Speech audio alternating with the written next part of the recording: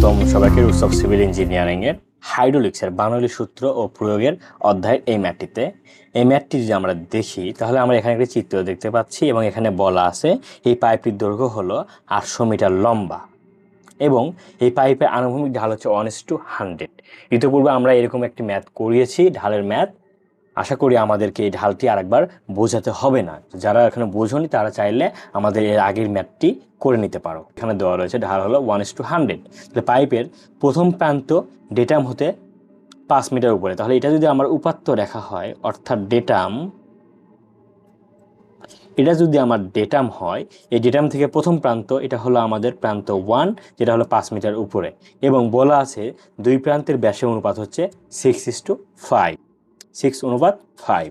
তাহলে শেষ প্রান্তের ব্যাস দেওয়া রয়েছে 100 সেন্টিমিটার এবং নির্গমনের হার দেওয়া রয়েছে 56,000 লিটার পার মিনিট এবং পাইপটি সর্বসম্মত হেড লস দেওয়া রয়েছে 0.045 কেজি পার সেন্টিমিটার স্কোয়ার এবং প্রথম প্রান্তে চাপ দেওয়া রয়েছে, অর্থাৎ এই প্রান্তে চাপ দেওয়া রয়েছে 0.015 MPa। তাহলে দ্বিতীয় প্রান্তের চাপটি আমাকে বের করতে হবে, অর্থাৎ দ্বিতীয় প্রান্তের পি এর মান কত সেটা আমাকে বের করতে হবে। তাহলে প্রথমে আমরা যেটা করব সেটা হলো জেডের মানগুলি বের করে নিই। এখানে বলা আছে প্রথম প্রান্ত উপাত্ত তল হতে 5 মিটার উপরে, তাহলে এটা হবে হলো Z1 এবং দ্বিতীয় প্রান্ত বলা রয়েছে যে উপরের প্রান্ত থেকে এটা 1:100 অনুপাতে ক্রমশ নিচের দিকে ঢালু হয়েছে। তাহলে যেহেতু সম্পূর্ণ পাইপের দৈর্ঘ্য আমাকে দেওয়া আছে 800 মিটার, তাহলে এটা যদি উপরের প্রান্ত থেকে নিচের দিকে নামে তাহলে এটা 1:100, তার মানে এটাকে কী করতে হবে 100 দ্বারা ভাগ করলে আমরা পাবো 8 মিটার। তাহলে এই পাইপটা হলো এই উপরের প্রান্ত থেকে এটা নিচে নেমেছে টোটাল 8 মিটার নিচে। তাহলে আমাকে যেহেতু উপাত্ত তল থেকে আমার এইটুকু ডিস্টেন্স দেওয়া রয়েছে 5 মিটার, তাহলে আমার এইটুকু ডিস্টেন্স কত হবে? যেহেতু উপাত্ত তল থেকে এইটুকু ডিস্টেন্স আমার দেওয়া রয়েছে 5 মিটার, তাহলে এইটুকু ডিস্টেন্স হবে 8-এর মধ্যে যদি আমি 5 ভাগ দিই তাহলে 3 মিটার, অর্থাৎ Z2 হবে 3 মিটার। তাহলে Z2 মান আমরা বের করে নিয়েছি। আচ্ছা, আমরা প্রথমে সূত্রটি লিখে নিই। সূত্র সমান আমরা জানি P1 Z1 plus V1 whole square ভাগ হলো 2G প্লাস P1 ভাগ ওমেগা, এদিকে Z2 plus V2 whole square ভাগ 2G প্লাস P2 ভাগ ওমেগা। সূত্র আমরা কেন আগে লিখে নিলাম? এটা লিখে নিলে আমাদের বাদবাকি মানগুলো বের করতে সহজ হবে। দেখো আমরা Z1 এবং Z2 মান আগেই বের করে নিয়েছি, তাহলে এখন আমার কি লাগবে? V1 এর মান। আমরা V1 এর মান নির্ণয় করার জন্য আমরা জানি প্রথমে আমাদেরকে আগে কী করতে হবে?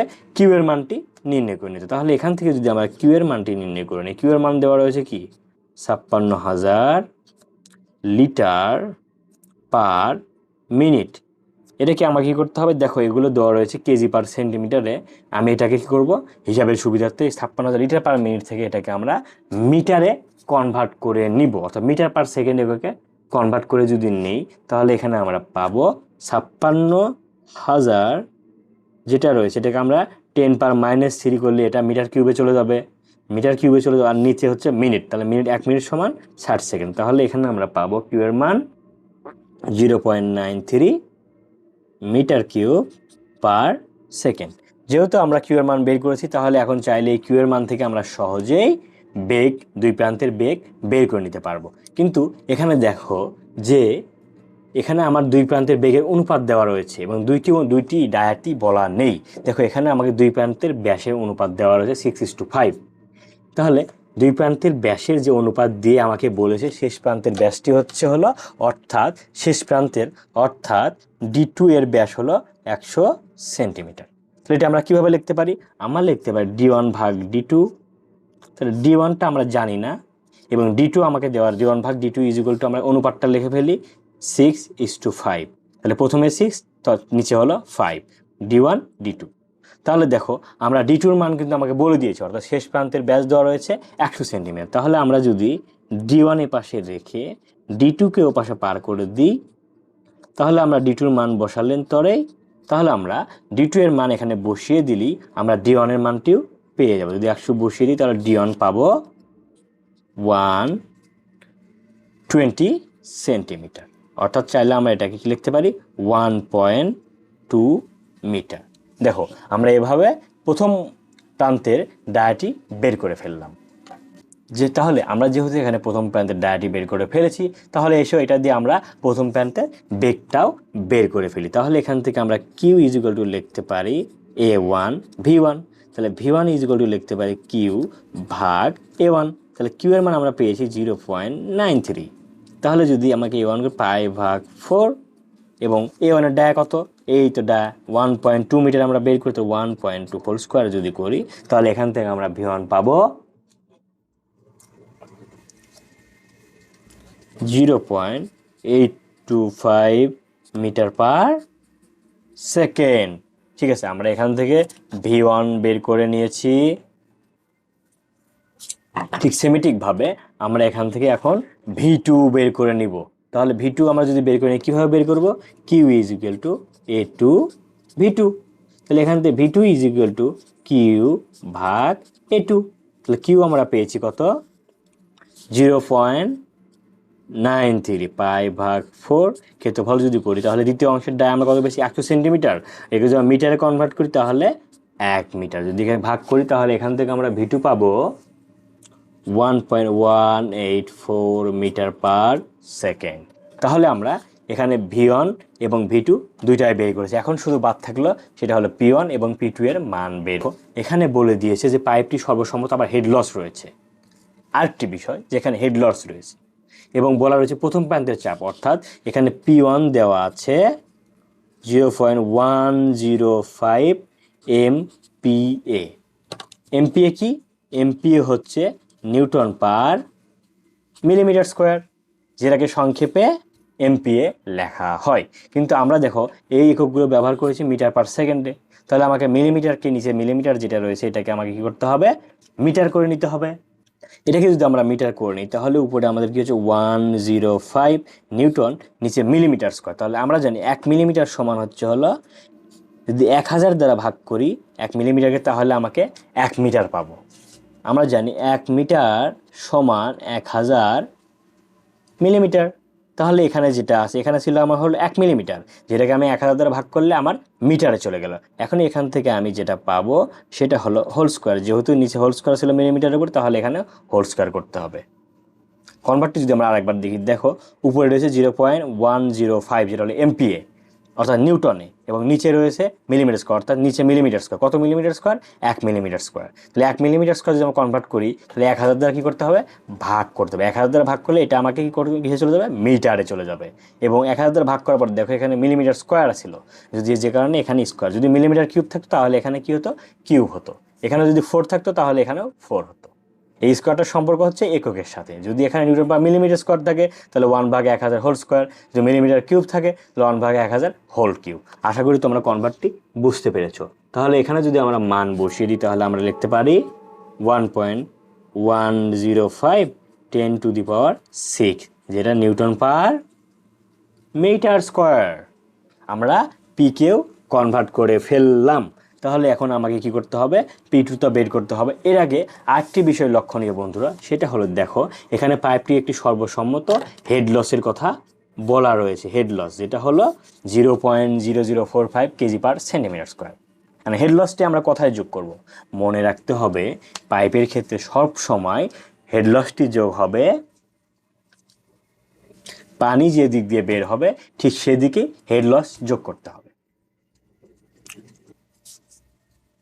পানি যে দিক দিয়ে বের হবে সেদিকে হেড লস যোগ করতে হবে। এখন যদি উল্লেখ করা না থাকে যে কোন প্রান্ত দিয়ে পানি বের হবে, তাহলে আমাকে অবশ্যই দ্বিতীয় প্রান্ত যেটা রয়েছে দ্বিতীয় প্রান্তে হেড লস যোগ করতে হবে। যদি ওই প্রশ্নে উল্লেখ করা না থাকে যে কোন প্রান্ত দিয়ে পানি বের হবে, তাহলে অবশ্যই আমাকে দ্বিতীয় প্রান্তে হেড লসটিকে যোগ করে দিতে হবে। অর্থাৎ আমার এখানে P2 ভাগ হলো ওমেগা, এখানে আমার এই সেল অর্থাৎ এই সেলতে হলো হেড লস। হেড লসটি আমাকে দ্বিতীয় প্রান্তে যোগ করে দিতে হচ্ছে। যখনই হেড লস দেওয়া থাকবে তখনই আমাকে কী করতে হবে? দেখতে হবে যে প্রশ্নে কী বলা। যদি প্রশ্নে বলা থাকে কোন প্রান্ত দিয়ে পানি নির্গমন হচ্ছে তাহলে সেই প্রান্তে হেড লস অ্যাড করবো, এবং প্রশ্নে যদি উল্লেখ করা না থাকে তাহলে অবশ্যই দ্বিতীয় প্রান্তে হেড লসকে যোগ করে দিব। কিন্তু এখানে মজার আরেকটি বিষয় হলো হেড লসটা কি? হেড লস HL, যেটা সব সময় কি থাকে? মিটার এককে থাকে। বা সেন্টিমিটার এককে হবে, যেটা সবসময় মিটার, সেন্টিমিটার, ফিট, অর্থাৎ দৈর্ঘ্য যে এককটা রয়েছে সে এককে, মানে দূরত্ব আমরা যেটা মাপি যে একক সে এককে থাকে। কিন্তু এখানে দেখো আমাকে এককটি দিয়ে রেখেছে কিসে, কেজি পার সেন্টিমিটার স্কোয়ারে। এই হচ্ছে হলো উচ্চতা, হেড লসটা হলো একটা উচ্চতা। উচ্চতা কি কখনো কেজি পার সেন্টিমিটার স্কোয়ার এককে হয় না। তাহলে এটা কি করতে হবে আমাকে, এটা দেওয়া রয়েছে, এই হেড লসটা দেওয়া রয়েছে চাপের এককে। কীরকম করে চাপের এককে দেওয়া রয়েছে দেখো, আমরা একটা জিনিস জানতাম, চাপজনিত উচ্চতা আমরা কি জানতাম, পি ভাগ ওমেগা, জানতাম কি না? তাহলে এখানে কিসের মান দেওয়া রয়েছে, এখানে পি এর মান দেওয়া রয়েছে। তাহলে আমাকে কি করতে হবে, এই পি এর মানকে আমাকে এইচ এর মানে কনভার্ট করে নিয়ে যেতে হবে। কনভার্ট করলে আমরা এটা কি করব, তখন আমাকে এটা মিটার, সেন্টিমিটার কিংবা ফিট এককে চলে যাবে। তাহলে দেখো এটা দেওয়া আছে কেজি পার সেন্টিমিটার স্কোয়ার, অর্থাৎ চাপের এককে। তাহলে চাপ থেকে আমরা কনভার্ট করে একে কি নিয়ে যাব, এইচে নিয়ে যাব। কিভাবে নিয়ে যাব, তাহলে চলে এসো আমরা এই অঙ্কে একটি গুরুত্বপূর্ণ টপিক, এই যে হেড লসকে কনভার্ট করাটা শিখে নিই। দেখো এখানে হেড লসটি দেওয়া রয়েছে কেজি পার সেন্টিমিটার স্কোয়ার, অর্থাৎ কিসের এককে। আমরা হেড লসের যে ফাংশনটা আমরা দেখি, সূত্রটা দেখেছিলাম, সেটা হলো H is equal two P ভাগ ওমেগা। এটা কই থেকে আসে, এটা আসে হলো আমরা জানি P is equal two omega H, যেটাকে কনভার্ট করলে H is equal two P ভাগ ওমেগা আসে। তাহলে এখানে দেখো এইচ যেটা, এই সব সময় আসছে কিসে, মিটার, সেন্টিমিটার কিংবা ফিটে। কিন্তু না, এখানে দেওয়া রয়েছে কেজি পার সেন্টিমিটার স্কোয়ার, অর্থাৎ কেজি পার সেন্টিমিটার স্কোয়ার এটা কিসের একক, কেজি পার সেন্টিমিটার স্কোয়ার বা কেজি পার মিটার স্কোয়ার, এই দুইটা হচ্ছে হলো চাপের একক। এগুলো হলো চানে, এখানে যে হেড লসটি রয়েছে এটা আসলে চাপের এককে দেওয়া রয়েছে। কিন্তু অঙ্কে তো আমরা চাপের এককে বসাতে পারবো না, আমাকে বসাতে হবে উচ্চতায়, অর্থাৎ মিটার, সেন্টিমিটার কিংবা ফিটে। তাহলে এসে আমরা এটাকে উচ্চতায় কনভার্ট করে নিই। তাহলে উচ্চতায় যদি এটাকে আমরা কনভার্ট করতে যাই, তাহলে আমরা কি করব, এখানে এইচ, এখানে পির মান কত ছিল, 0.045 কেজি পার সেন্টিমিটার। বারটি আমরা আরেকটি বার দেখে নিই, সেটা হলো আমরা এইচ ইজ ইকুয়াল টু পেয়েছি পি ভাগ ওমেগা। তাহলে এখানে ওমেগার মধ্যে যদি আমরা ওমেগার সমান কত লিখতে পারি, omega is equal to 1000 KG per metre cube, পানির একক ওজন। তাহলে এখানে যদি আমরা 1000 বসিয়ে দিই, তাহলে উপরে আমাকে পির মানটি কী করতে হবে, এই পির মানটিও আমাকে কেজি পার সেন্টিমিটার স্কোয়ার না থেকে কেজি পার মিটার স্কোয়ারে কনভার্ট করতে হবে। তাহলে এটাকে যদি আমরা কেজি পার মিটার স্কোয়ারে কনভার্ট করি 0.045 কেজি, এবং নিচে এই সেন্টিমিটারকে কনভার্ট করার জন্য আমরা এখানে 1 সেন্টিমিটার ধরে নিব, সেন্টিমিটারের জায়গায় 1 সেন্টিমিটার ধরে নিব। তাহলে 1 সেন্টিমিটারকে আমাকে কী করতে হবে, মিটারে নিতে হবে। তাহলে 1 সেন্টিমিটারকে যদি আমরা 100 দ্বারা ভাগ করি, তাহলে এটা মিটারে চলে যাবে। এখন এখানে যেহেতু স্কোয়ার রয়েছে, তাহলে এখানে আমাকে স্কোয়ার দিতে হবে। এখানে যদি কিউব থাকতো, তাহলে এখানে আমাকে কিউব দিতে হবে। এভাবেই কনভার্ট করতে হয়। তোমরা সবসময় কী করবা, কেজি পার সেন্টিমিটার স্কোয়ার থাকলে এটা তুলে নিবা উপরেরটা, এবং নিচে সেন্টিমিটার স্কোয়ার যদি স্ল্যাশ ভাগ করে দেওয়া আছে, তার মানে সেন্টিমিটার নিচে হবে। তাহলে কী করে সেন্টিমিটার, তাহলে এখানে ধরতে হবে 1 সেন্টিমিটার। যদি মিটার থাকতো তাহলে 1 মিটার। কনভার্ট করার ক্ষেত্রে আমাকে এটা খেয়াল রাখতে হবে। তাহলে 1 সেন্টিমিটার, 1 সেন্টিমিটারকে আমরা এখন কিসে নেব, মিটারে। তাহলে 1 সেন্টিমিটারকে 100 দ্বারা ভাগ করলে মিটারে চলে যাবে, এবং এখানে যেহেতু স্কোয়ার আছে এখানে স্কোয়ার দিতে হবে। আশা করি তোমরা কনভার্ট বুঝতে পেরেছো। ঠিক এভাবেই আমরা যদি ক্যালকুলেট দিই, তাহলে পাবো 0.45 মিটার। আশা করি তোমরা চাপ থেকে কিভাবে উচ্চতায় কনভার্ট করতে হয় সেটা বুঝতে পেরেছো। আমরা এখন কি করব, এখান থেকে এই এইচ এল এর মানটি নিয়ে গিয়ে এখানে বসিয়ে দিব। তাহলে আমরা এখানে বসিয়ে দিই, আমরা জেড ওয়ানের মান পেয়েছি কত, 5 মিটার, এবং ভি ওয়ানের মান আমরা পেয়েছি এখান থেকে 0.825 হোল স্কোয়ার ভাগ 2g, অর্থাৎ 9.81। এবং পি ওয়ানের মান আমাকে কি করতে হবে, পি ওয়ানের মান আমরা পেয়েছি কত, পি ওয়ানের মান আমরা আগেই কনভার্ট করেছি, পি ওয়ানের মান আমরা কনভার্ট করেছি হলো 0.105 10⁶, যেটা ছিল newton per metre square, newton এককে। তাহলে আমাকে যেটা করতে হবে, ওমেগা আমরা জানতাম হলো 1000 কেজি পার মিটার কিউব। তাহলে যেহেতু এটা কেজি, উপরে আছে নিউটন, তাহলে এটাকেও আমাকে কি করতে হবে, 9.81 দ্বারা যদি গুণ করি, তখন এটা কি নিউটনে চলে যাবে। তাহলে উপরেও নিউটন, নিচেও নিউটন, এককটা সিমিলার হলো। এভাবেই আমাকে এককগুলো বসাতে হবে। তাহলে প্রথম অংশ শেষ, এবং দ্বিতীয় অংশে Z2 আমরা পেয়েছি। Z2 যেহেতু এটা ডেটাম লাইন থেকে নিচে হবে, যদি ডেটাম লাইন থেকে উপরে হলে সেক্ষেত্রে পজিটিভ জেডের মান, যদি ডেটাম লাইন থেকে নিচের দিকে হয় সেক্ষেত্রে হচ্ছে হলো নেগেটিভ। তাহলে এখানে আমরা দ্বিতীয় প্রান্ত দেখতে পাচ্ছি ডেটাম লাইন থেকে নিচে রয়েছে, যে কারণে এটাকে আমার কি করতে হবে, নেগেটিভ ধরে নিতে হবে। তাহলে আমি এখানে ধরবো -3 প্লাস V2 আমরা এখানে পেয়েছি 1.184 হোল স্কোয়ার ভাগ 2G অর্থাৎ 9.81, এবং পিটুর মান এখানে বের করতে হবে। পিটুর মানটি চেয়েছে, তাহলে ওমেগার মান আমি কত বসাবো? যদি পিটুর মান, যেহেতু এখানে আমি ওমেগার মান যেটা বসিয়েছি এখানেও যদি সেটাই বসিয়ে দিই তাহলে ঠিক সেম এককে পিটুর মানটি চলে আসবে। এখন এটাকে যদি আমরা সলভ ফাংশনে দিই, দেখো এখানে হেড লসটি আমাকে যোগ করা হয়নি, হেড লসটি আমাকে অবশ্যই যোগ করতে হবে। হেড লসটি আমরা পেয়েছিলাম 0.45 মিটার। তাহলে এখন যদি এখানে বসিয়ে দিই তাহলে আমি P2 পাবো 71×10⁻³ নিউটন পার মিটার স্কোয়ার। কেন নিউটন পার মিটার স্কোয়ার হলো? দেখো এখানে 1000 কেজি, দেখো এখানে 1000 যেটা এটা ছিল হলো কেজি পার মিটার কিউব হয়ে গেছে। এখানে 9.81 দ্বারা গুণ করে আমরা কিসে করে নিয়েছি, 9.81 দ্বারা গুণ করে এটাকে নিউটন করে নিয়েছি, এবং উপরে এটাও নিউটন।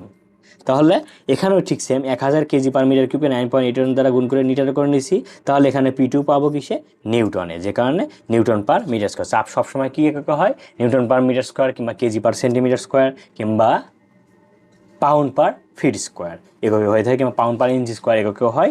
তো যে কারণে দেখো এখানে নিউটন পার মিটার স্কোয়ার ছিল নিচে, উপরেও নিউটন পার মিটার স্কোয়ারই চলে আসবে, এবং এটাই হচ্ছে হলো আমাদের এই অঙ্কের অ্যান্সার। আশা করি কনভার্টগুলি তোমরা বুঝতে পেরেছো। ধন্যবাদ সবাইকে।